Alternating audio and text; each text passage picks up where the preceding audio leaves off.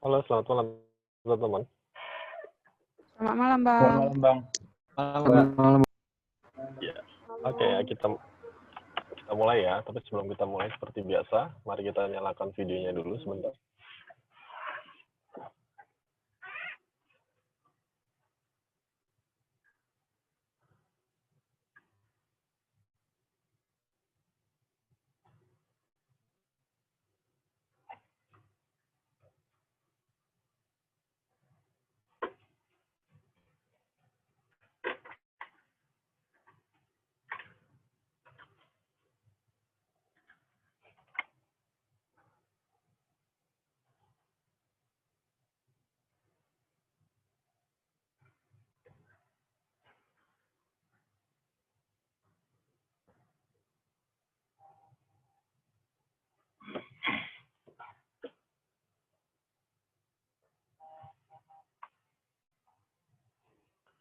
Ayo, yang lain, kita nyalakan dulu sebentar.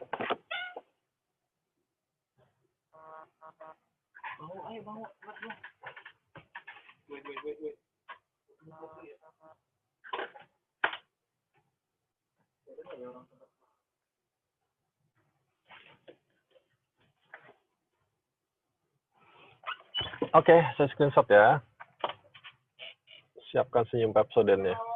Santai lagi. 1, 2, 3. Oke. Mari kita mulai perkuliahan hari ini.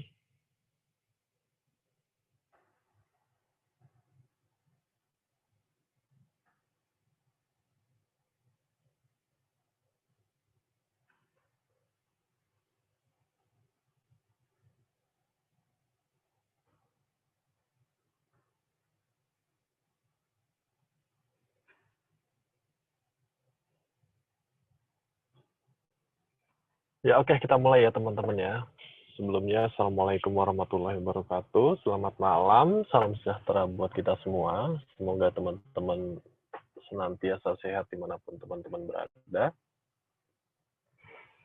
Malam ini minggu ke-7, minggu terakhir sebelum UTS ya. Minggu depan teman-teman udah UTS. Selama 2 minggu kita ketemu lagi setelah teman-teman selesai UTS. Nah, di pertemuan terakhir sebelum UTS ini kita akan membahas mengenai PSAK 46 tentang pajak penghasilan. Itu sih bunyinya.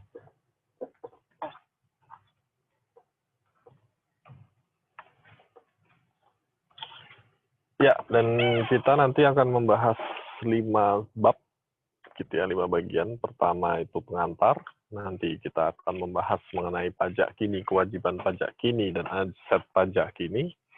Lalu pajak tangguhan dan jurnal, kemudian dilanjutkan beban pajak penghasilan, dan terakhir penyajian pajak tangguhan dalam laporan keuangan. Oh iya teman-teman, kalau mau memperdalam mengenai PSAK 46, ini silahkan di-download PSAK 46-nya. Ya, PSAK 46 mengenai akuntansi pajak penghasilan, ini cukup baru ya, ya mungkin sudah cukup lama, cuma ini menyesuaikan IFRS sekarang, jadi dia mengadopsi IAS 12, Accounting for Income Tax, dan berfokus pada pajak penghasilan perusahaan, termasuk beban pajak penghasilan dan pajak tangguhan. Nah, sebelum adanya PSAK 46, beban pajak dalam laporan laba rugi adalah pajak terutang menurut fiskal pakai SAKA etap. Jadi tidak ada akun pajak tangguhan sebelum adanya PSAK 46 ini.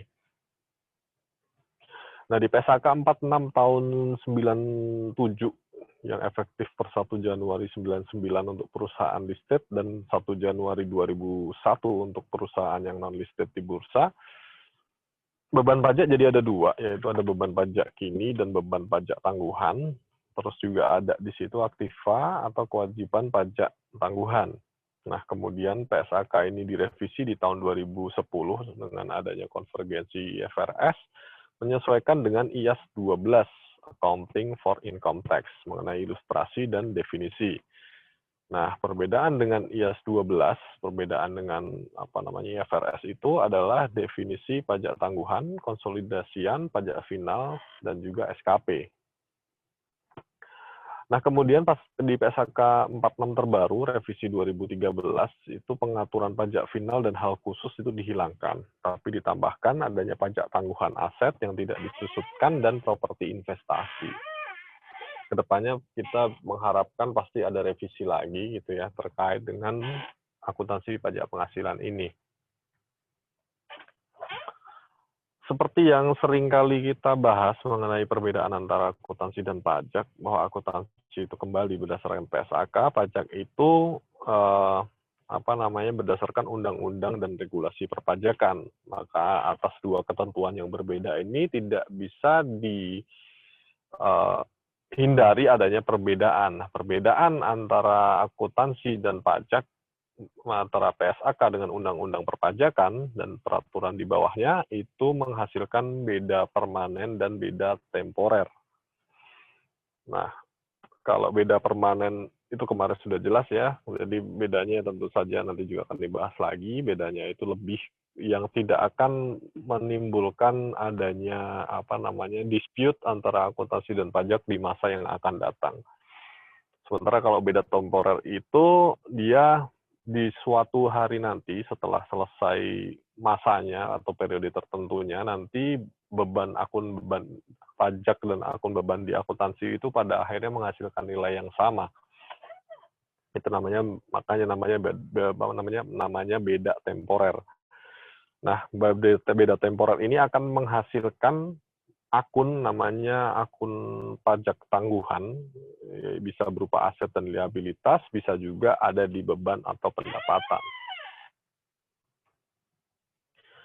Nah, tujuan PSAK 46 ini dibuat itu untuk mengatur perlakuan akuntansi untuk pajak penghasilan. Terus juga dia bagaimana mempertanggungjawabkan adanya konsekuensi pajak, yaitu pemulihan atau penyelesaian jumlah aset atau liabilitas di masa depan yang diakui pada laporan posisi keuangan entitas, juga atas transaksi-transaksi dan kejadian-kejadian lain pada periode ini yang diakui pada laporan keuangan entitas. Nah, kemudian mengatur pengakuan aktiva pajak tangguhan yang berasal dari sisa rugi yang dapat dikompensasi ke tahun berikutnya. Seperti kita tahu, bahwa menurut perpajakan, rugi fiskal itu dapat dikompensasi sampai dengan 5 tahun adanya. Nah, prinsip dasar PSAK 46.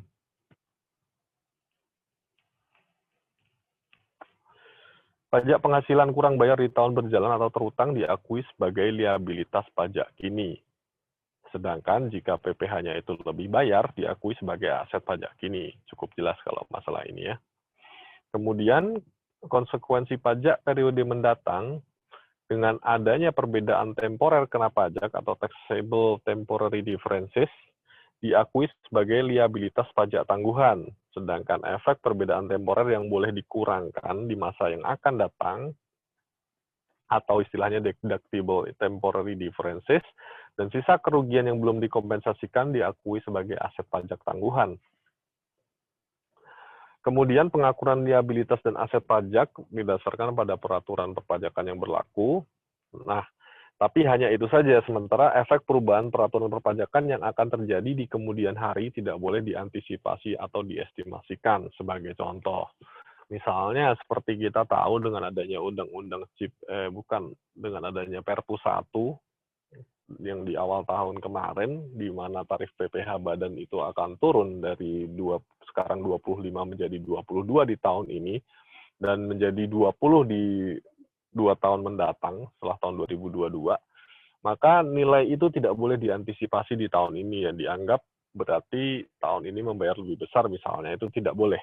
Tapi hanya yang atas pengukuran atas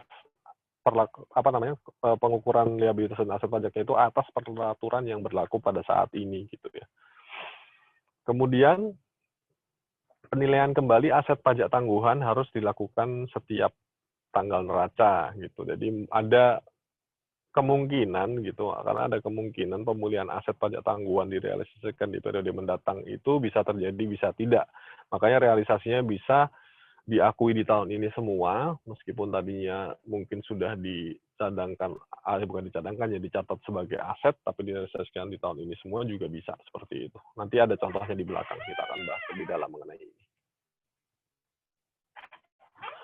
Oke, sekarang kita masuk ke definisi aset pajak tangguhan adalah jumlah pajak penghasilan yang dapat dipulihkan pada periode masa depan sebagai akibat adanya yang pertama, adanya perbedaan temporer yang boleh dikurangkan, lalu adanya akumulasi rugi pajak yang belum dikompensasi, dan akumulasi kredit pajak yang belum dimanfaatkan dalam hal peraturan perpajakan mengizinkan. Sebagai contoh adalah mungkin pajak masukan, karena pajak masukan itu bisa lewat tahun sebenarnya ketika dia nggak direstitusi. Nah, gampangnya aset pajak tangguhan itu akan timbul ketika laba pajak, laba menurut fiskal, itu lebih besar daripada laba akuntansi. Maka selisihnya itu masuk sebagai aset pajak tangguhan. Kemudian jika liabilitas pajak tangguhan itu merupakan jumlah pajak penghasilan terutang pada periode masa depan sebagai akibat adanya perbedaan temporer kena pajak. Nah, itu jika laba akuntansi lebih besar daripada laba pajak gitu. Berarti yang kita bayarkan, karena yang kita bayarkan itu lebih kecil daripada yang seharusnya terutang, katanya kan gitu. Makanya kebalik. Iya betul, yang kita bayarkan lebih besar daripada yang dicatatkan secara akuntansi. Lebih mudahnya laba akuntansi lebih besar dari laba pajak, itu akan menghasilkan akun liabilitas pajak tangguhan. Kemudian definisi lagi terkait dengan hal ini, yaitu beban pajak atas penghasilan pajak, yaitu jumlah agregat pajak kini dan pajak tangguhan yang diperhitungkan dalam menentukan laba atau rugi pada satu periode. Nah, beban pajak ini rumusnya itu tarif PPh kali laba akuntansi, atau kita bisa bilang ini pajak menurut akuntansi jatuhnya. Kemudian laba akuntansi adalah laba atau rugi selama satu periode sebelum dikurangi beban pajak. Maksudnya sebelum dikurangi adanya beban pajak seperti di atas. Lalu ada laba kena pajak atau laba fiskal. Nah, ini hitungannya adalah fiskal. Bisa rugi pajak atau rugi fiskal jika dia rugi. Adalah laba rugi selama satu periode yang dihitung berdasarkan peraturan yang ditetapkan oleh otoritas pajak, dalam hal ini DJP. Atas pajak penghasilan yang terutang atau dilunasi. Nah, ini penghasilan kena pajak hasil rekonsiliasi fiskal. Kemarin kita sudah bahas mengenai rekonsiliasi fiskal. Nah, pajak penghasilan adalah pajak yang dihitung berdasarkan peraturan perpajakan, dan pajak ini dikenakan atas laba kena pajak entitas. Nah, jadi pajak penghasilan itu di rumusnya itu adalah tarif pajak dikalikan laba kena pajak di sini. Nah, lalu ada pajak kini, definisi berikutnya itu adalah jumlah pajak penghasilan yang terutang atau dilunasi atas laba kena pajak atau rugi pajak jika dirugi untuk satu periode. Rumusnya tarif PPh dikalikan penghasilan kena pajak termasuk PPh final untuk entitas konsolidasian termasuk laba atas anak perusahaan. Nah, ini bedanya kalau pajak gini dia sudah mengikuti aturan pajak seperti itu ya. Jadi di sini kan tarif PPh dikalikan PKP, sementara kalau tadi beban pajak itu adalah tarif PPh kali laba akuntansi. Maka di sini belum ada rekonsiliasi fiskal di dalamnya. Kalau di sini sudah ada rekonsiliasi fiskal di dalamnya. Nah, lalu ada perbedaan temporer adalah perbedaan antara jumlah tercatat aset atau liabilitas pada posisi keuangan dengan dasar pengenaan pajaknya. Nah, ini bisa berupa perbedaan temporer kena pajak, di mana dia akan mengakibatkan utang atau liabilitas di tahun dicatatnya. Kemudian ada perbedaan temporer yang dapat dikurangkan di masa yang akan datang, itu akan menimbulkan akun aset di tahun dicatat. Lalu di PSAK 46 juga mengatur mengenai pengakuan. Beban pajak penghasilan itu terbagi menjadi dua, yaitu yang pertama beban pajak kini dan beban pajak tangguhan atau pendapatan pajak tangguhan, tergantung dia masuk liabilitas atau dia masuk aset nantinya. Beban pajak tangguhan akan menimbulkan liabilitas pajak tangguhan, dan sebaliknya pendapatan pajak tangguhan dapat menimbulkan aset pajak tangguhan. Itu jurnalnya nanti akan seperti itu dia. Akan seperti ini. Jika beban nanti dia akan timbul akun liabilitas, jika dia pendapatan akan timbul aset pajak tangguhan. Nanti akan kita lihat jurnalnya di belakang. Lalu liabilitas pajak tangguhan dapat terjadi apabila perbedaan temporer menyebabkan koreksi negatif. Artinya, jika koreksi negatif yang berakibat laba akuntansi lebih besar daripada laba pajak, karena koreksi negatif itu mengurangi laba pajak. Sehingga beban pajak menurut akuntansi komersial lebih besar dibandingkan beban pajak menurut undang-undang pajak dan peraturan terkait. Nah, nanti jika hal ini terjadi, maka akun liabilitas pajak tangguhan akan muncul.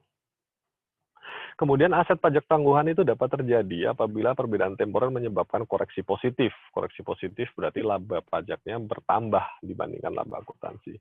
Yang berakibat laba pajak lebih besar daripada laba akuntansi. Nah, sehingga beban pajak menurut undang-undang pajak lebih besar dibandingkan beban pajak menurut akuntansi komersial. Maka akan timbul namanya nanti aset pajak tangguhan. Nah, aset pajak tangguhan ini akan direview untuk memastikan bahwa manfaat di masa yang akan datang akan diperoleh oleh entitas gitu loh. Makanya untuk aset pajak tangguhan ini bisa jadi nilainya itu tidak akan sebesar itu ketika direview. Bisa aja nanti pada akhirnya oke, yang sekian akan diakui di tahun ini, yang sisanya baru diakui di tahun depan, misalnya seperti itu. Nanti akan kita bahas juga di belakang. Ini masih berupa definisi-definisi yang memang mungkin teman-teman nanti ketika baca PSAK 46, definisi-definisi inilah yang akan muncul. Tadi sudah kita bahas mengenai aset pajak tangguhan itu direview. Kemudian entitas mengakui aset pajak tangguhan tidak diakui sebelumnya apabila kemungkinan besar laba kena pajak di masa depan akan tersedia untuk dipulihkan. Kemudian sebagai contoh misalnya ada perbaikan kondisi perekonomian sehingga entitas itu kemampuannya meningkat dalam menghasilkan laba kena pajak dan jumlah yang memadai pada masa depan sehingga aset pajak tangguhan yang sebelumnya tidak diakui menjadi memenuhi kriteria pengakuan. Maksudnya tadinya diniatkan untuk diakui di masa akan datang, akhirnya dengan kondisi-kondisi perekonomian itu akhirnya diakui di tahun ini. Itu juga dimungkinkan terjadi. Ini sebagai contoh saja gitu ya. Misalnya akun pajak tadi di dalam laporan keuangan, akun pajak penghasilan tadi di dalam laporan keuangan.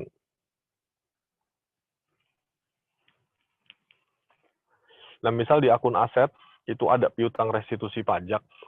Jadi ketika katakanlah sebagai contoh mungkin kemarin kita bahas ketika pajak pertambahan nilai gitu ya, menghasilkan lebih bayar, itu bisa ketika terjadinya lebih bayar itu ada akun muncul namanya akun piutang restitusi pajak, posisinya di aset. Bisa juga karena PPh-nya atau pajak penghasilannya lebih bayar di akhir periode sehingga diakui sebagai piutang restitusi pajak.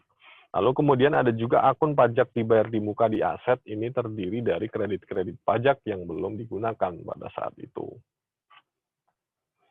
Lalu ada akun hutang pajak di liabilitas gitu atas pajak yang dipotong atau dipungut sementara belum dilakukan penyetoran. Itu menjadi akun hutang pajak. Kemudian ada kewajiban pajak tangguhan bersih. Nah, ini udah kita bahas tadi ketika ada perbedaan temporer yang mengakibatkan kewajiban pajak atas perusahaan di masa depan. Kemudian di akun laba rugi itu ada beban pajak atau manfaat pajak. Itu dibagi dua seperti yang tadi didefinisikan dalam PSAK 46, yaitu pajak kini dan pajak tangguhan. Gitu. Nah, kemudian ada pembayaran pajak penghasilan. Seperti yang tadi sudah dibilang bahwa kewajiban memungut pajak pihak lain itu akan mengakibatkan adanya liabilitas pajak di sana. Nah, pajak atas ini adalah pajak pajak penghasilan yang diterima dari pihak lain, bisa PPh 21, 23, 24 dan seterusnya. 22 juga termasuk. Ada juga PPN di situ, pemungutan PPN atas penyerahan BKP atau JKP yang harus menjadi kewajiban perusahaan atau entitas untuk disetorkan ke kas negara. Nah, pajak-pajak yang atas hal ini, atas kewajiban memotong dan memungut ini tidak diakui sebagai beban tetapi sebagai hutang pajak. Logikanya adalah karena yang menanggung pajak ini bukanlah entitas, karena dia hanya dititipkan, quote and quote, dititipkan uangnya untuk disetorkan ke kas negara, makanya dia diakui sebagai hutang pajak. Kemudian pajak penghasilan PPh atau PPh dari perusahaan atau entitas itu yang dibayar langsung perusahaan itu terdiri dari angsuran PPh pasal 25 dan 29 jika ada kurang bayar. Kemudian dipotong pihak lain seperti PPh pasal 22, 23 dan final dan juga beberapa pajak lainnya seperti misalnya pajak PPh pasal 24 dan sebagainya. Nah, laporan laba rugi mempengaruhi pajak yang harus dibayar gitu ya, karena itu menjadi kredit pajak yang akan mempengaruhi pembayaran kurang atau lebih pajak penghasilan pada tahun yang bersangkutan. Nah, atas pajak-pajak seperti yang tadi pasal 25, 22, 23 dan lain sebagainya itu di akun neraca itu di laporan posisi keuangan sekarang namanya itu berada di pajak dibayar di muka di aset gitu, atau juga dia bisa di hutang pajak tergantung jika dia lebih daripada yang seharusnya. Kemudian ada pajak lainnya juga yaitu PBB, pajak daerah dan PPNBM itu bisa mungkin muncul akunnya ketika dibebankan pada saat terjadinya. Kembali tadi sudah dibahas ya, perbedaan pajak dan akuntansi gitu menghasilkan beda permanen dan beda temporer. Nah, lalu beda permanen dan beda temporer ini timbul dari adanya kegiatan yang namanya rekonsiliasi fiskal. Nah, rekonsiliasi fiskal itu sendiri adalah penghasilan kena pajak dari laba komersial, jadi dari komersial ya, dari laporan keuangan. Kemudian dilakukan penyesuaian seperti dikurangi adanya bukan objek pajak penghasilan. Dikurangi juga adanya objek pajak final, kemudian ditambahkan biaya yang tidak boleh dikurangkan, dan bisa ditambahkan atau dikurangkan selisih dari perbedaan cara pengukuran. Sebagai contoh, perbedaan temporer adalah penggunaan metode penyusutan atau amortisasi dan amortisasi. Nah, itu bisa menghasilkan perbedaan temporer. Kemudian juga bisa disebabkan karena adanya biaya yang diestimasi, misalnya penyisian piutang, adanya persediaan, terus manfaat pensiun, itu bisa menghasilkan perbedaan temporer. Sementara kalau perbedaan permanen, itu adanya penghasilan final, adanya biaya yang tidak boleh dikurangkan, seperti sumbangan, entertainment yang tidak ada bukti, biaya yang tidak termasuk dalam kegiatan 3M, mendapatkan, menagih, dan memelihara. Kemudian juga penghasilan yang bukan objek pajak, laba anak perusahaan, hibah, dan sebagainya, nah itu akan menghasilkan perbedaan permanen. Ya, tadi sudah dibahas mengenai beban pajak terdiri dari dua pada umumnya, yaitu beban pajak kini dan beban pajak tangguhan.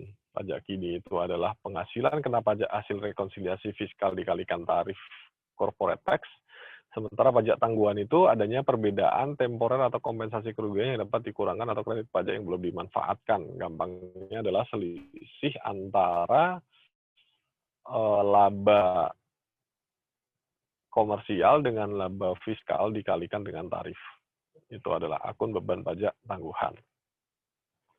Nah, untuk pendapatan komprehensif dengan pajak disajikan tersendiri atau per item. Contoh penyajian pajak penghasilan.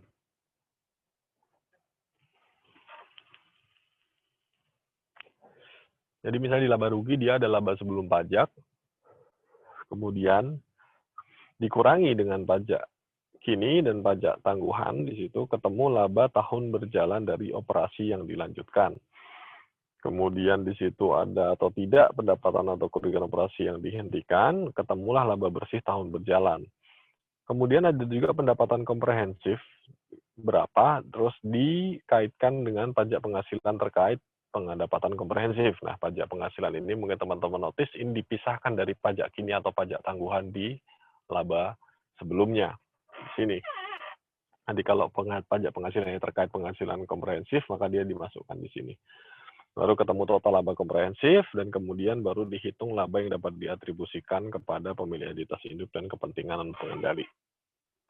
Lalu di laporan posisi keuangan atau di neraca kita biasa mengenalnya seperti itu, ada aset pajak tangguhan dan atau liabilitas pajak tangguhan tergantung dari beda temporernya itu menghasilkan aset atau liabilitas. Ya, definisi lagi kembali, tadi sih sudah sedikit disinggung mengenai beban penghasilan pajak, yaitu jumlah agregat pajak kini dan pajak tangguhan yang diperhitungkan dalam menentukan laba rugi pada suatu periode. Jadi dijumlahkan nilainya. Kemudian pajak penghasilan final adalah PPh atau pajak penghasilan yang setelah pelunasannya kewajiban pajak telah selesai sehingga tidak digabungkan dengan jenis penghasilan lain yang terkena PPh yang bersifat tidak final untuk perhitungan laba komersial. Kemudian ada pajak kini yaitu jumlah pajak penghasilan yang terutang atau dilunasi atas laba kena pajak di laporan laba rugi. Atau dengan kata lain ini adalah laba komersial, laba fiskal, dikalikan dengan tarif. Itulah ketemu pajak kini. Nah, aset pajak tangguhan dan liabilitas pajak tangguhan gimana sih bisa terjadinya gitu kan. Jadi kalau aset pajak tangguhan tadi juga sudah dibahas, ini untuk lebih memperdalam saja biar teman-teman nggak lupa bahwa aset pajak tangguhan itu adalah jumlah PPh yang dapat dipulihkan pada periode masa depan. Sementara kalau liabilitas pajak tangguhan itu adalah jumlah PPh terutang pada periode di masa depan. Itu tadi akibat timbulnya aset pajak tangguhan karena ada perbedaan temporer yang boleh dikurangkan, adanya akumulasi rugi pajak yang belum dikompensasikan, dan adanya akumulasi kredit pajak yang belum dimanfaatkan. Sementara liabilitas pajak tangguhan itu timbul akibat adanya perbedaan temporer kena pajak.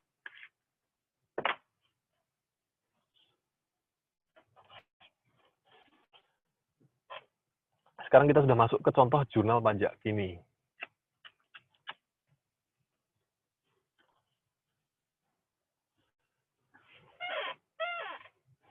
Nah, sebagai contoh, misalnya ada perusahaan memperoleh penghasilan kena pajak sebesar 4 miliar, termasuk dalam penghasilan tersebut adalah penghasilan dari luar negeri sebesar 500 juta yang sudah dipotong pajak di luar negeri sebesar 40%, atau dengan kata lain yang dipotong di luar negeri sebesar 40% kali 500 juta.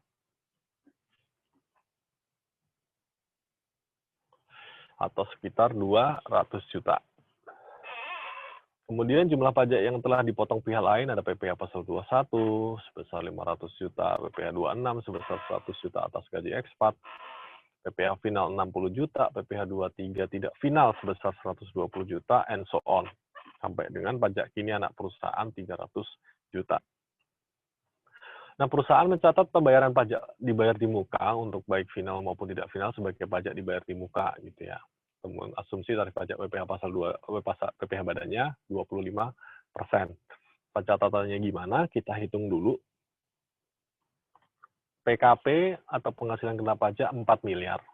Maka pajaknya 4 miliar dikali 25% sebesar 1 miliar. Kemudian kredit pajaknya apa saja? PPh pasal 21 bukan kredit pajak, sehingga tidak dimasukkan di situ. Kemudian ada PPh final sebesar 60 juta.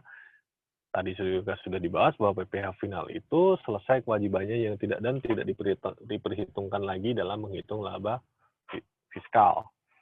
Kemudian ada PPh pasal 23, PPh pasal 22, 100 juta dimasukkan di situ sebagai kredit pajak. PPh pasal 23 juga dimasukkan sebagai kredit pajak. PPh pasal 24 juga dimasukkan sebagai kredit pajak, tapi hanya sebesar 125 juta.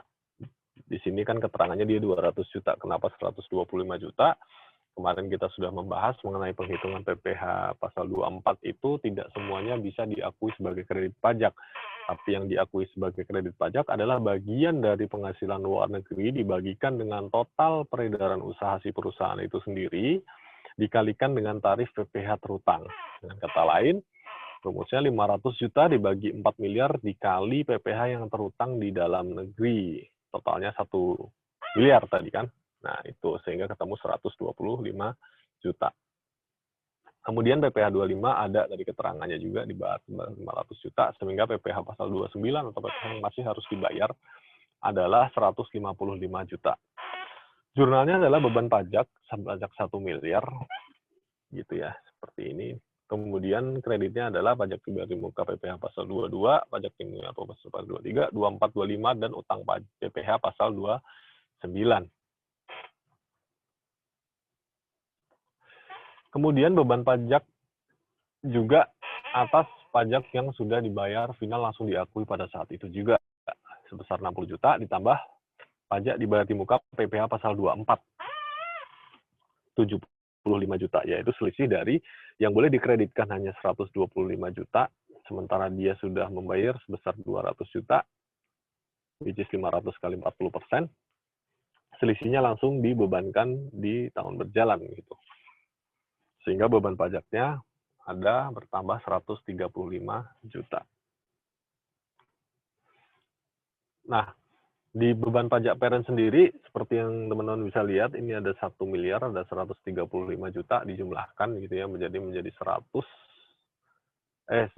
miliar ditambah 135 juta menjadi 1 miliar 135 juta gitu ya untuk parentnya, sehingga konsolidasinya masih ditambah dengan pajak kini anak perusahaan sebesar 300 juta. Beban pajak kininya adalah sekian, 1 miliar 435 juta. Cukup mudah ya, cukup sederhana. Ada lagi sekarang itu tadi beban pajak kini semua. Sekarang kita bahas mengenai adanya perbedaan temporer yang mengakibatkan timbulnya liabilitas pajak tangguhan. Contoh sebuah PT, sebut saja PT Mulia, memiliki beda antara akuntansi dan pajak. Kalau menurut akuntansi, pengakuan pendapatan diakui seluruhnya di tahun 2011. Sedangkan menurut pajak, diakui di tahun 2012 sebesar 100, di tahun 2013 sebesar 50. Nah, misalnya laba menurut akuntansi sebesar di tahun 2011 sebesar 600, kemudian 2012 800 dan 2013 1 juta, dan tidak ada perbedaan yang lain, maka kita lihat hitung-hitungannya dalam laporan keuangan. Nah, seperti ini. Asumsi pajak penghasilan sebesar 25% tarifnya, maka tadi menurut PSAK di tahun 2010 yaitu 600 dikalikan 25%, sehingga ketemu 150, ini kayaknya geser ya. Dan di 2010, katakanlah seperti itulah kira-kira ya, minimal 2000, jadi ini geser sedikit, ini katakanlah ini harusnya 2011, 2012, 2013 gitu. Nah tadi 608 laba kena pajaknya menurut komersial, di sini 600, di tahun pertama 600, tahun kedua 800, tahun ketiga 1 juta atau 1000 gitu ya. Sehingga dikalikan 25%, beban pajak penghasilannya sebesar 150 juta 150.000, 200.000 dan 250.000. Totalnya 600.000 total semuanya. Nah, pajak terutang yang menurut fiskal, karena tadi ada beberapa penghasilan yang diakui di tahun depannya. Jadi di sini di 2010, maka pajak yang diakuin adalah 600 dikurangi 150 gitu kan, karena 100-nya akan diakui di tahun 2012, yang 50 akan diakui di tahun 2013, sehingga di tahun 2010 atau 2011 di soal tadi, di tahun pertama lah intinya gitu, pajak terutangnya adalah sebesar 450, 600 dikurangi 100 dikurangi 50 dikalikan tarif 25%, sehingga ketemu 112.500 gitu. Terus di tahun 2011 ketemu 225, di tahun 2003 selanjutnya lah, di tahun ketiga dia 262.500, sehingga totalnya sama 600. Sebenarnya di akhirnya akan sama, mau diakuin sekarang atau diakuin secara bertahap seperti itu. Sehingga akan terjadi perbedaan, di tahun pertama itu positif 37.500, di tahun kedua itu 25.000, di tahun ketiga 12.500, sehingga totalnya 0. Maka pengakuannya adalah beban pajak kini itu menurut fiskal, ini langsung kita turunkan semua gitu. Kemudian di perbedaan ini diakui sebagai beban pajak tangguhan atau manfaat jika dia negatif posisinya gitu ya, karena beban kan. Kemudian di sini kita turunkan di sini, sehingga totalnya beban pajak penghasilan akan sama dengan PSAK. Maka di akhir periode yang 37.500 ini akan diakui sebagai liabilitas pajak tangguhan gitu. Di sini juga tetap diakui sebagai liabilitas pajak tangguhan, tapi akunnya itu dibalik gitu ya, di normalnya kan di kredit, maka dipulihkan liabilitas pajak tangguhan itu nanti di masa akan datang. Jurnalnya seperti ini, jadi beban pajak penghasilan 150 di tahun pertama, lalu income tax payable atau utang pajak penghasilan sebesar 112.500. Kemudian ada kewajiban pajak tangguhan atau liabilitas pajak tangguhan sebesar 37.500 di tahun pertama. Di tahun kedua jurnalnya seperti apa? Ada beban pajak penghasilan sebesar 200, di tahun ketiga 250. Kemudian ada ini tadi yang saya sudah bilang dipulihkan di tahun berikutnya yang sebesar 37.500, yaitu ada akun kewajiban pajak tangguhan di debit gitu ya, sebesar 25.000 di tahun 2011 dan 12.500 di tahun 2013. Kemudian utang pajak penghasilannya sesuai dengan fiskal 225 juta di tahun kedua dan di tahun ketiga 262.500. Seperti itu, masih cukup sederhana.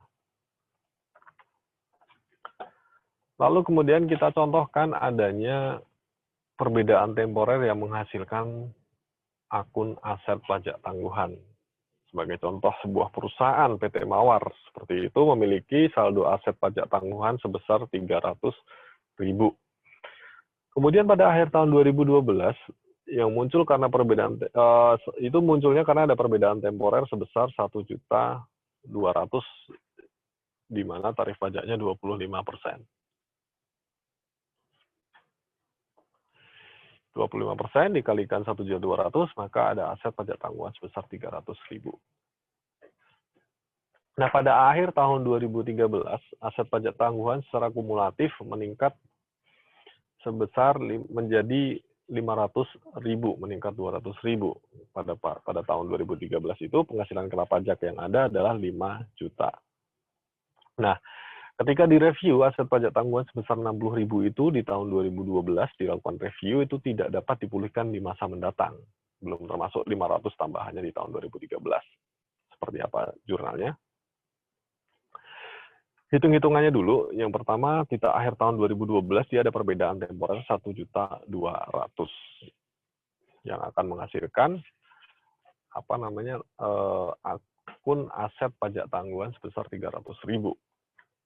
Maka di tahun 2013 penghasilan kena pajaknya kan 5 juta, terdiri dari perbedaan temporer 800.000, which is tadi karena ada penambahan 200.000 kan. 200.000 itu berarti ada perbedaan temporer di tahun 2013.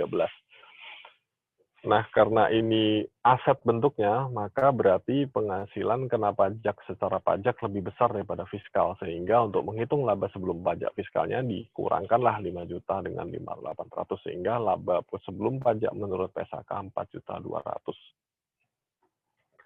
Kemudian di akhir tahun 2013 ada perbedaan temporer jumlah keduanya sebesar 2 juta seperti itu. Maka di tahun 2013 di tahun ini menghitungnya adalah laba sebelum pajak 4.200 dikurangi pajak kini yaitu 4.200 dikalikan dengan pajak kini yaitu laba menurut fiskal yaitu 5 juta dikalikan 25% sehingga ketemu 1.250, ketemulah 1.250 ini. Kemudian beban manfaat atau manfaat pajak tangguhan itu perbedaan temporer 800 ini dikalikan dengan tarif sehingga ketemu 200.000 sehingga ketemu beban pajak penghasilan which is angka ini adalah angka ini 4.200 dikalikan 25%. Seharusnya sama nilainya, kalau nggak sama berarti salah. Nah, kemudian ketemu laba bersih, yaitu laba sebelum pajak PSAK dikurangi beban pajak penghasilan. Seperti itu. Jurnalnya seperti apa? Jurnalnya beban pajak penghasilan 1.050.000. Aset pajak tangguhan tadi di tahun ini tahun 2013 semua ya teman-teman. Jadi beban pajak penghasilan di sini 1.050.000, aset pajak tangguhan di debit dia 200.000. Kemudian utang pajak yaitu berupa pajak kini 1.250.000. Seperti itu. Nah, tapi tadi ada klausul gitu ya, ada klausul mengenai dipulihkan, bukan dipulihkan, tapi ada klausul bahwa hasil review itu pajak tangguhan sebesar 60.000 tidak dapat dipulihkan di masa mendatang. Nah, Kita nilai kembali, tadi ada pajak kini sebesar 1.250.000, kemudian ada pajak tangguhan sebesar 200.000. Lalu ada penilaian kembali sebesar 60.000 sehingga beban pajak penghasilan menjadi 1.110.000. Jurnalnya seperti apa? Beban pajak penghasilan 1.250 langsung dilawan dengan akun utang pajak di kredit sebesar yang sama. Kemudian juga ada aset pajak tanggungan 200.000 dengan beban pajak penghasilan 200.000. Ini boleh teman-teman gabungkan ya, boleh teman-teman gabungkan sehingga ini biar lebih jelas saja kita ngelihat akun kontranya gitu ya. Tapi ini boleh digabungkan di mana nanti beban pajak penghasilannya menjadi 1.050.000 gitu ya. Terus kreditnya ada utang pajak 1.250.000 dan di debitnya juga masih ada aset pajak tanggungan 200.000 seperti itu. Boleh digabungkan, boleh dipisah, tapi dipisah akan memperjelas masing-masing dari akun-akun ini. Kemudian penurunan nilai aset pajak tangguhan yang atas hasil review tadi atau penilaian kembali yaitu beban pajak penghasilan 60.000 langsung dibebankan pada saat itu dan langsung mengurangi akun aset pajak tangguhan sebesar 60.000. Kira-kira gitu ketika ada review. Lalu juga di sini contoh lagi, tadi dibahas bahwa salah satu penyebab timbulnya perbedaan temporer adalah penggunaan metode depresiasi gitu ya. Misalnya entitas A membeli mesin sebesar 10.000, mesin menurut akuntansi didepresiasikan selama 5 tahun tanpa nilai sisa. Nah, untuk tujuan pajak, mesin itu termasuk dalam kelompok 1 yang didepresiasikan selama 4 tahun. Misal penghasilan entitas konstan sebesar 7.000, kemudian beban operasi selain depresiasi konstan di 2.000, maka ilustrasinya seperti ini. Jadi depresiasi menurut akuntansi langsung dibagi 5, 10.000, yaitu 2.000 semua gitu ya, beban operasinya katakanlah itu. Misalnya, lalu pendapatan misalnya konstan dalam 5 tahun 7.000, lalu karena ada akun depresiasi tadi, tadi ada akun yang pertama adalah beban operasional selain depresiasi itu 2.000, maka juga konstan 2.000 di sini. Kemudian beban penyusutan menurut komersial, itu adalah 2.000. 10.000 dibagi 5, masing-masing 2.000 gitu ya selama 5 tahun. Sehingga total bebannya 4.000, kemudian beban ini dikurangkan dari pendapatan, ketemu laba sebelum pajak juga konstan 3.000 semua. Nah, beban pajaknya tinggal dikalikan dengan tarif, itu ya sekitar 750, sehingga laba setelah pajaknya 2.250. Cukup jelas untuk menghitungnya secara akuntansi. Kemudian secara pajak juga kita hitung. Selama 5 tahun, kembali pendapatan konstan, beban operasi juga konstan, tapi beban penyusutan hanya boleh disusutkan selama 4 tahun, sehingga per tahunnya 2.500 gitu ya. Maka total beban di setiap tahunnya itu 4.500, 4.500 di tahun terakhir, tahun kelima, di mana tidak ada penyusutan yang boleh diakui sehingga bebannya totalnya hanya 2.000 sehingga penghasilan kena pajak untuk 4 tahun dia 2.500, di tahun terakhir dia 5.000 menghasilkan pajak terutang sebesar 625 di 4 tahun pertama dan di tahun kelima 1.250. Nah, dua perhitungan tadi kita gabungkan untuk menghitung berapa beban pajak kini dan berapa beban pajak tangguhan. Menurut akuntansi pajak, laba sebelum pajak 3.000, lalu ada beban pajak 750 untuk 5 tahun. Sementara untuk pajak, penghasilan kena pajak 2.504 untuk 4 tahun, dan di tahun terakhir, di tahun kelima dia 5.000, pajak terutangnya, di 4 tahun dia 625, di tahun terakhir dia 1.250. Maka ada beda laba 500 selama 4 tahun, dan ada beda 2.000, di mana 2.000 ini lebih besar secara pajak.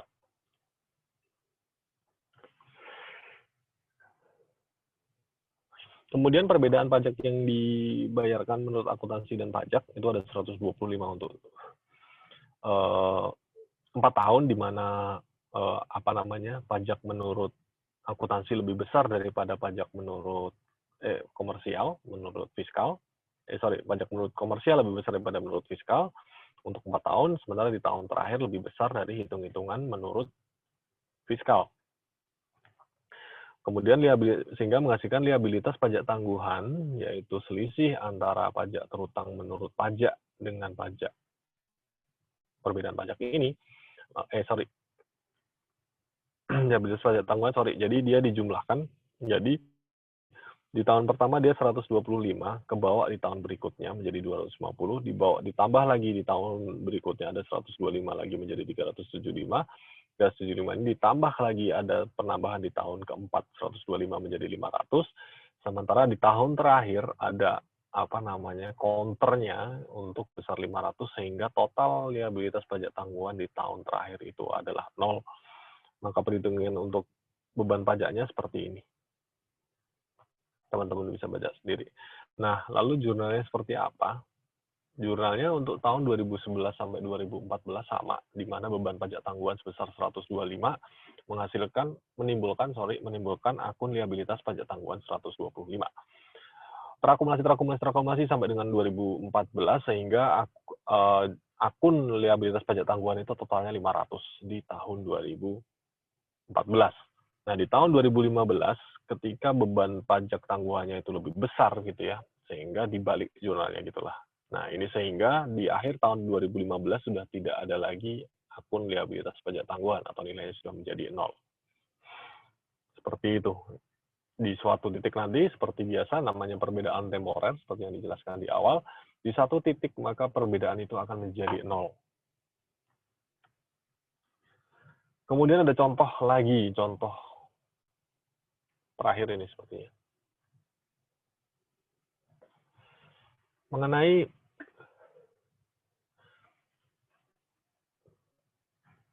jurnal terkait akuntansi pajak penghasilan ini, misalnya laba komersial sebelum pajak tahun 2016 ada 1,2 miliar. Lalu ada koreksi fiskal, di mana ada beban pemberian natura 50 juta, koreksi positif atas penyusutan bangunan kantor 230 juta, koreksi negatif atas amortisasi 60 juta, koreksi negatif penyusutan bangunan pabrik 100 juta, pendapatan sewa yang merupakan objek pajak 10 juta, sanksi bunga 45 juta, dan pendapatan jasa giro 30 juta.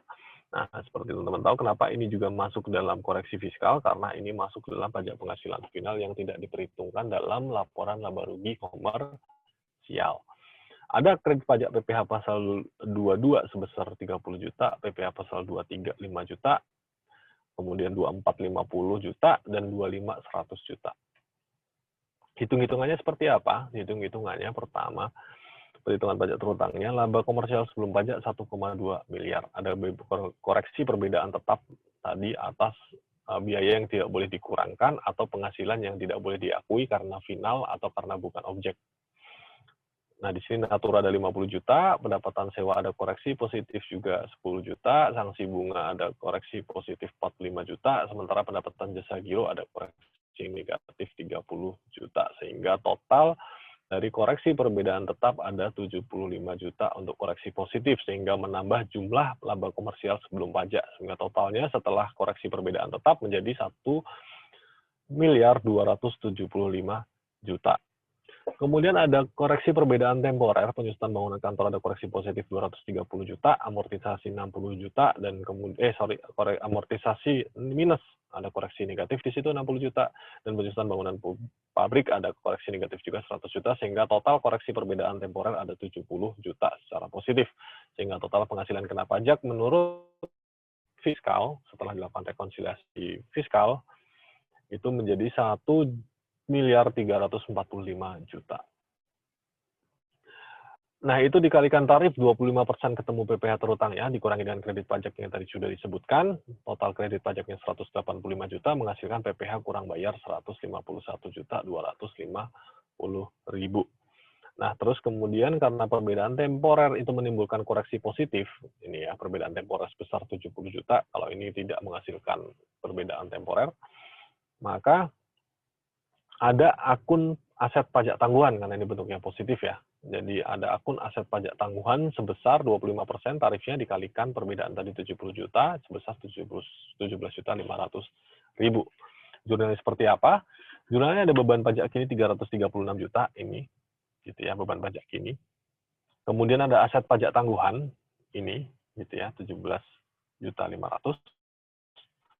Kemudian ada pendapatan pajak tangguhan 17.500 untuk mengcounter aset pajak tangguhan ini, terus dikurangi dengan semua PPh yang menjadi kredit pajak, ketemu utang PPh pasal 29, seperti itu. Di sini, PPh kurang bayar ya. Jadi di sini kita lihat bahwa aset pajak tangguhan dan pendapatan pajak tangguhan itu saling counter gitu ya. Lalu penyajiannya, maka di laba komersial sebelum pajak 1,2 miliar, ada pajak kini 336.250.000, which is ini. Kemudian ada pendapatan pajak tangguhan 17.500 yang mengurangi pajak kini tentunya, sehingga jumlah pajak penghasilan pada tahun itu adalah 318.750.000.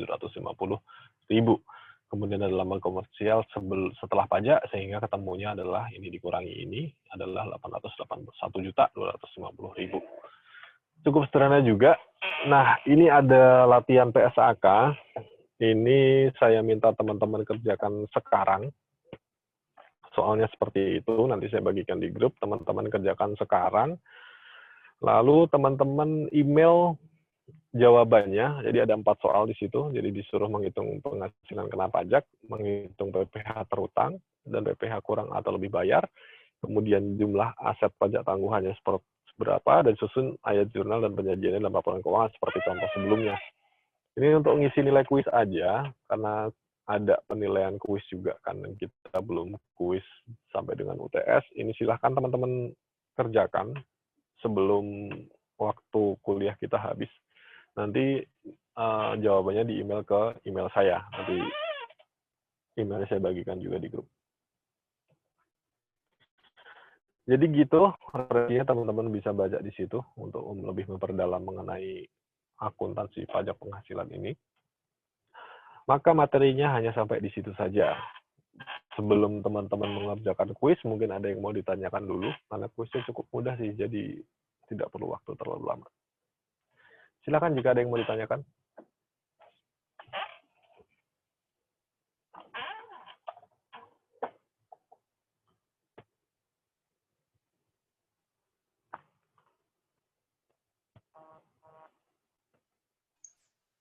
Bang, izin bertanya. Oke. Terkait perbedaan temporer yang disebabkan oleh penyisihan itu karena ada perubahan estimasi atau gimana, Bang? Sebenarnya saya masih belum terlalu paham, Bang. Terkait dengan? Beda temporer yang karena penyisihan. Iya. Terutama yang imbalan kerja itu, Bang. Maksudnya gimana? Oke, jadi kenapa penyisihan dapat menimbulkan beda temporer gitu ya? Karena penyisihan itu kan atas kewajiban yang terjadi di masa yang akan datang. Simpelnya seperti itu. Sebenarnya tidak terjadi, transaksi itu tidak terjadi di tahun ini gitu. Misalnya kayak beban penyisihan piutang tidak tertagih gitu ya. Piutangnya belum tak tertagih, belum bisa kita bebankan di tahun ini sebenarnya gitu. Sehingga tapi secara akuntansi itu boleh dilakukan penyisihan atas misalnya piutang tak tertagih gitu. Nah, akun penyisihan itu kan secara realisasi belum ada. Kembali prinsip dasar perpajakan itu adalah ketika itu direalisasikan. Maka ketika akuntansi itu belum direalisasikan, maka belum boleh diakui secara komersial. Tapi di suatu hari nanti itu kan tetap akan diakui gitu ya. Ketika diakui mungkin sekarang disusutkan 100, disusutkan 100, disusutkan 100 selama setiap tahun. Dan akun penyisihan itu kan lawannya beban, maka dibebankan di tahun itu 100, di tahun itu 100, di tahun itu 100. Dan ternyata kejadian tuh nanti di tahun terakhir, di tahun keempat itu, di tahun keempat itu yang tidak tertagih benar 300 gitu. Maka secara akuntansi ya tidak diakui lagi di tahun keempat karena sudah disisihkan dan dibebankan di setiap tahun dalam 3 tahun. Nah, sementara pajak itu belum boleh untuk 3 tahun pertama ini, belum boleh selama 3 tahun itu karena belum tidak tertagih, baru dinyatakan tidak tertagih di tahun keempat. Maka di tahun keempat lah baru pajak itu mengakui adanya beban yang boleh diakui sebesar 300 gitu, which is sudah diakui di setiap tahun secara akuntansi. Maka di situ selama di tahun pertama, kedua, ketiga, maka akan muncul akun kewajiban pajak tangguhan gitu, karena kan nanti di tahun belakang nanti, di tahun ke depan nanti akan diakui secara pajak gitu. Makanya ada kewajiban pajak tanggungan 100, 100, 100 sehingga ada saldo 300. Maka ketika di tahun keempat tadi, pajak mengakui adanya koreksi negatif, koreksi positif gitu ya, ketika ada beban pajak, koreksi negatif ketika ada beban atas penyisian piutang beban piutang tak tertagih di situ sebesar 300, maka dibalik tuh kewajiban yang tadi ya sudah kewajiban pajak tangguhan yang sudah diakui selama 3 tahun dibalik di tahun keempat. Penyisian juga bisa seperti itu, sama halnya dengan tadi metode perbedaan penggunaan metode penyusutan. Seperti itu kira-kira kalau penyisian. Kalau terkait imbalan kerja itu gimana Bang? Maksudnya dia tuh udah perkirain untuk beberapa tahun ke depan bakal ngeluarin segitu, atau maksudnya imbalan kerja itu terkait seperti pesangon atau semacamnya gitu Bang?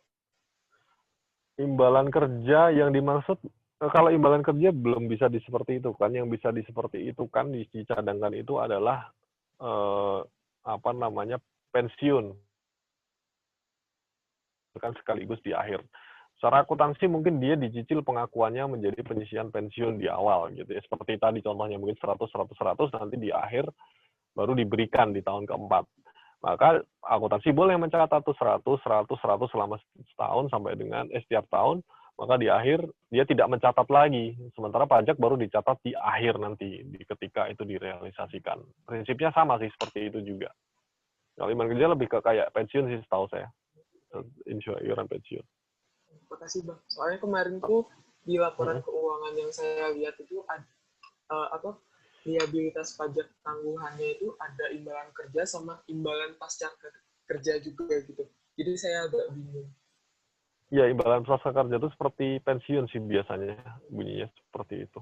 Dan mungkin juga ada terkait itu mungkin juga perusahaan ada menyisihkan bonus misalnya yang baru diberikan mungkin di periode kesekian, bukan di tahun itu, tapi dia menyisihkan dari awal.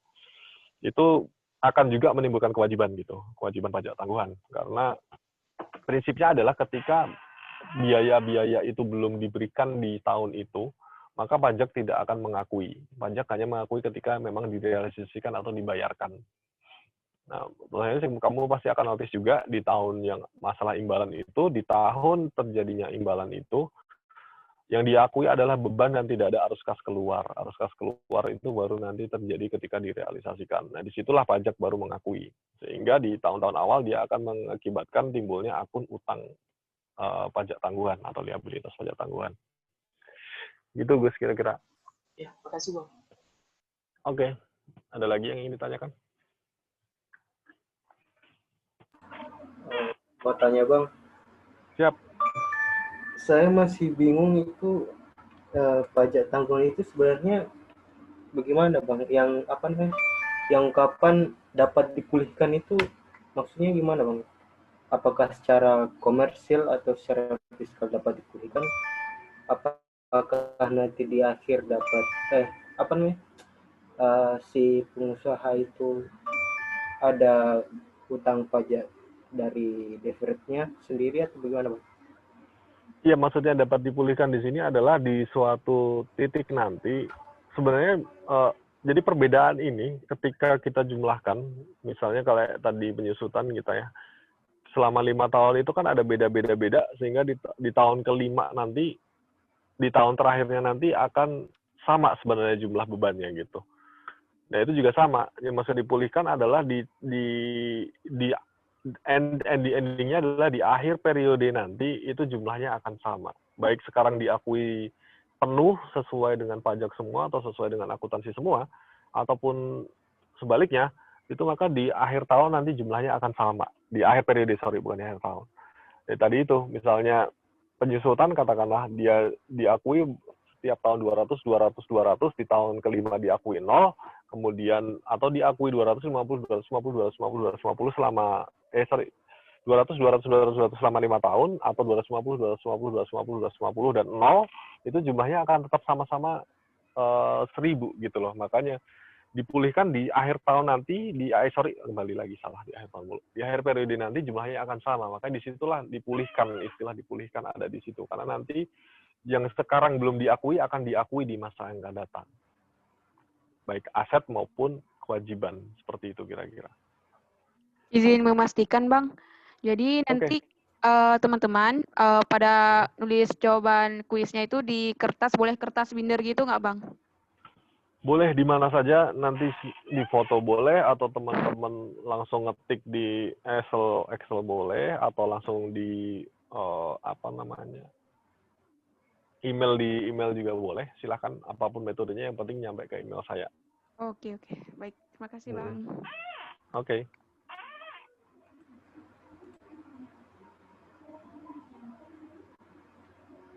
Ada lagi yang masih mau diperdalam terkait ini atau apapun itu?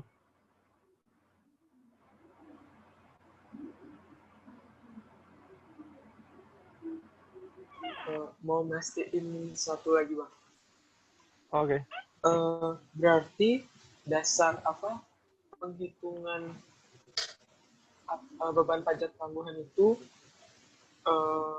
laba pajak laba secara akuntansi itu maksudnya adalah laba yang sudah dihitung termasuk sudah dikoreksi dengan beda tetapkan ya, Bang.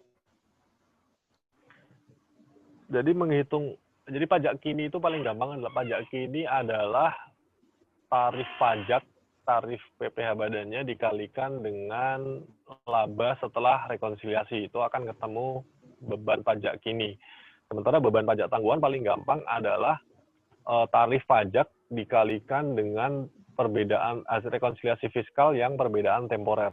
Itu akan ketemu akun beban atau beban atau pendapatan pajak tangguhan, tergantung positif atau negatif hasil koreksinya.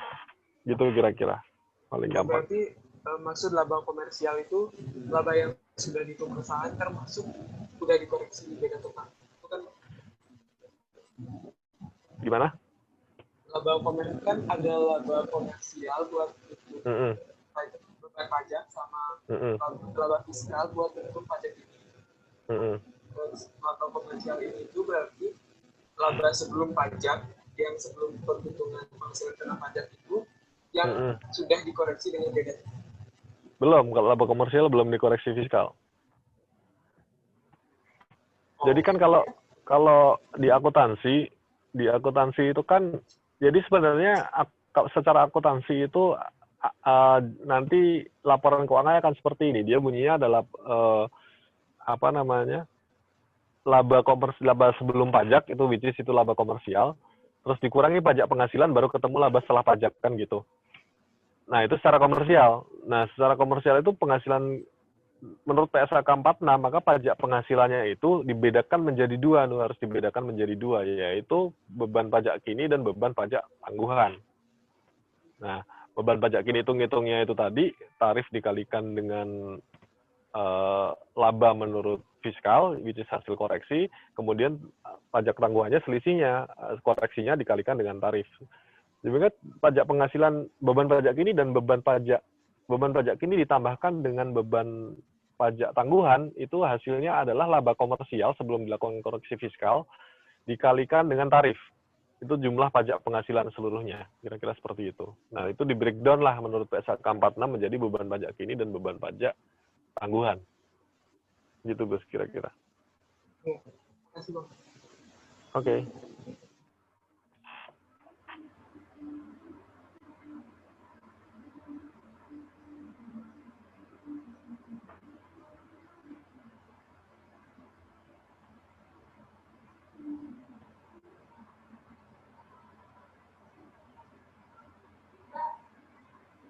Bang, maaf izin bertanya. Oke. Jika di soal itu dikatakan bahwa suatu PT dia meminta bayaran bersih tanpa potongan PPh, itu maksudnya gimana ya, Bang? Makasih. Bersih itu gross up, maksudnya jadi gini, jadi misalnya ada invoice katakanlah 1 juta, 1 juta itu yang diterima oleh perusahaan, gitu ya, kira-kira gitu. Berarti secara hitung-hitungan kita sebenarnya, maka penghasilan yang diterima oleh perusahaan itu bukan 1 juta, tapi kita gross up sesuai dengan tarifnya. Jadi bisa jadi katakanlah ya, pakai PPN gitu aja ya, maka 1 juta yang diterima perusahaan, maka nilai transaksinya bukan 1 juta, tapi 1.100.000, which is 100-nya itu adalah PPN, atau 100-nya itu adalah PPA pasal 22 yang dipungut oleh perusahaan.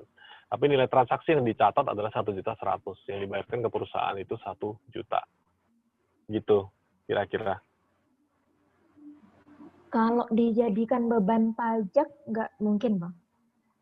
Mungkin, tapi sepertinya sedikit perusahaan yang mau melakukan itu. Karena beban pajak itu pada akhirnya untuk hitung-hitungan pajak dia akan rugi karena nggak boleh dibiayakan kan.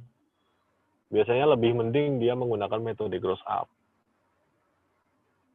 Jadi kayak gitu tadi, ketika bersih ya berarti meskipun transaksi sebenarnya itu 1 juta gitu ya, tapi di mana si perusahaan itu, daripada perusahaan itu yang menanggung, kalau 1 juta katakanlah gitu ya, terus dia yang menanggung 100-nya, mending nilai transaksi yang dia besarin menjadi 1.100.000, karena yang 100 jadi boleh dikurangkan kan. Iya, Bang. Kira-kira begitu. Bang, saya mau tanya lagi. Boleh. Jika di suatu tanggal itu dikatakan bahwa pada tanggal itu ada pemberitahuan PIB datang, terus kemudian suatu PT melakukan pengurusan administrasi dalam rangka pengambilan mesin pabrik. Boleh. Berarti pada tanggal itu mesinnya sudah datang atau belum? Ini menarik karena belum tentu mesinnya sudah datang. Gitu. Maksudnya gini, karena kalau impor itu ada kalanya barang itu belum sampai di tangan konsumen, tapi sudah diakui. Misalnya dia baru sampai ke tempat penimbunan sementara yang ada di pelabuhan, nah, itu bisa aja diakui di situ, atau bisa juga diakui ketika mesin itu di perusahaan. Tergantung perjanjian pengakuannya seperti apa sih sebenarnya. Apakah diakui di gudang, diakui pada saat sebelum pengiriman, apa bahkan diakui ketika nyampe di tangan pembeli. Gitu. Jadi kalau kayak gitu sih kita harus lihat dulu klausulnya seperti apa. Kalau tidak disebut bagaimana, Bang? Kalau tidak disebut, ya anggap aja udah terima berarti. Kamu bisa mengasumsikan sendiri.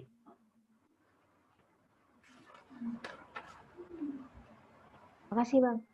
Oke.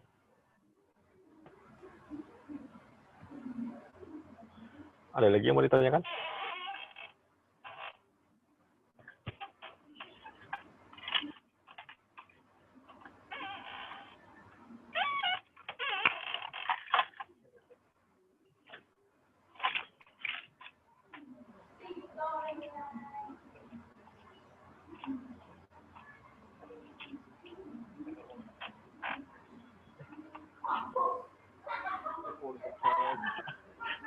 Ada yang mau ditanyakan berapa uang cap ke Bapak?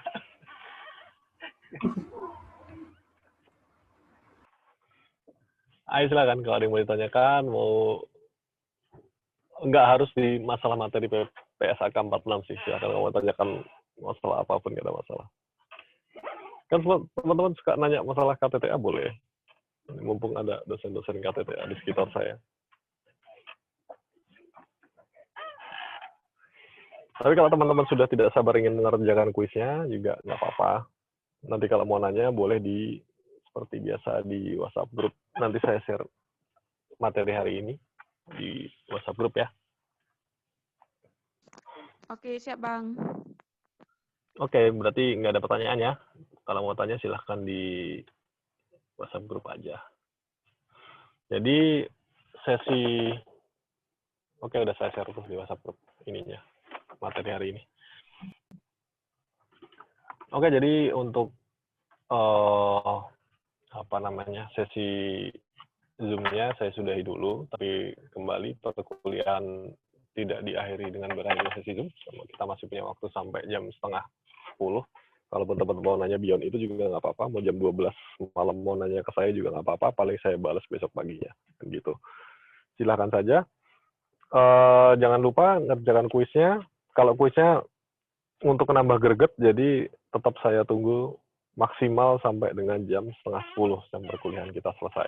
Lewat dari itu nggak saya hitung sebagai nilai ya. Kira-kira gitu. Jadi terima kasih atas perhatiannya.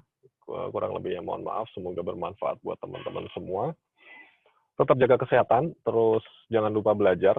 Minggu depan sudah mulai UAS, dan di mana akuntansi perpajakan ini seperti yang teman-teman bilang sendiri adalah salah satu mata kuliah paling sulit di semester ini.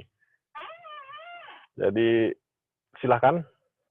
Oh ya, juga info sudah saya terima tugas teman-teman sekalian. Nanti teman-teman UTS saya ngoreksi tugas, jadi saya juga tidak nganggur di situ. Terima kasih atas perhatiannya, kurang lebihnya mohon maaf. Billahi taufik wal hidayah. Wassalamualaikum warahmatullahi wabarakatuh. Selamat mengerjakan kuis dan melanjutkan aktivitas teman-teman semuanya dimanapun teman-teman berada. Sampai jumpa lagi 2 minggu lagi teman-teman. Terima kasih, Bang. Terima kasih, Bang.